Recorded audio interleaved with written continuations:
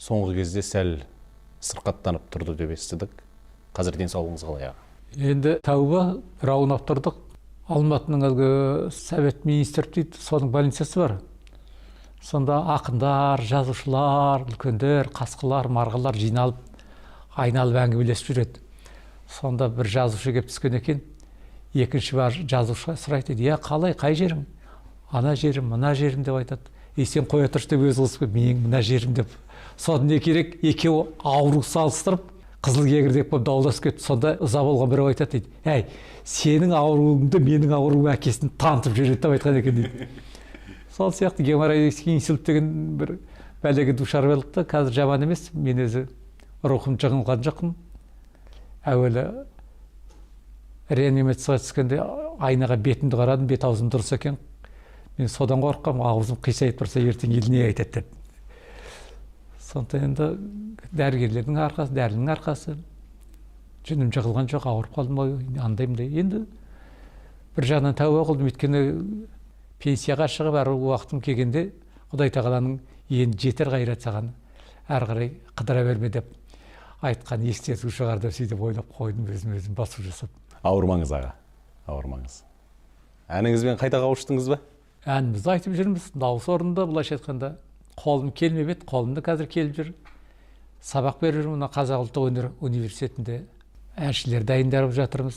Әншілерге ән үйретемін, көрсетіп отырамын. Осының өзі маған үлкен бір қолдау болды, өйткені тұғырымнан түсіп қалған жоқпын. Ендеше бүгінгі бағдарламаны бір әннен бастайық. Бір ән деп қолқа саламыз сізге. Көрейік ептеп не қалды екен.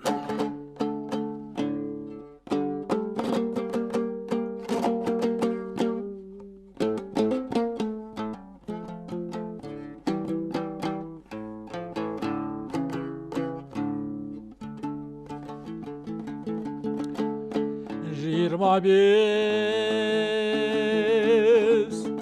тотадайыңай, толғайтығын қызыққан ой, ертелі кеш. Шіркін ай тоймай тоғам ой. Қуарап тұла бойдың ой, тамыр біткен кәріліге келіп қалдай. Шіркін ай қоймай тоғам ой. Оу, жалғам ой. 25 қайтайын алып, шіркін ай келмес саған ай.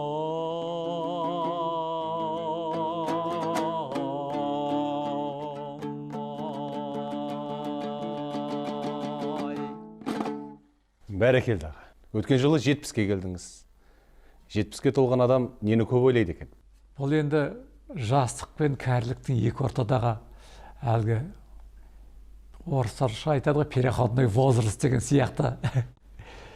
Жастыққа, кәрілікке көне алмай, жастықты қия алмай, ебіл-дебіл осы 70-ке толған рас па дегендей аң-таң күйдемін қазір. Қазір оны ойлайтындай жағдай болып жатқан жоқ. Қазір заман жасарды ғой негізі. Заман жасарды, көптеген ақсақалдарымыз қазір көзі шапқылап жүр. 80-ден асып кетті, 84-85-ке келді.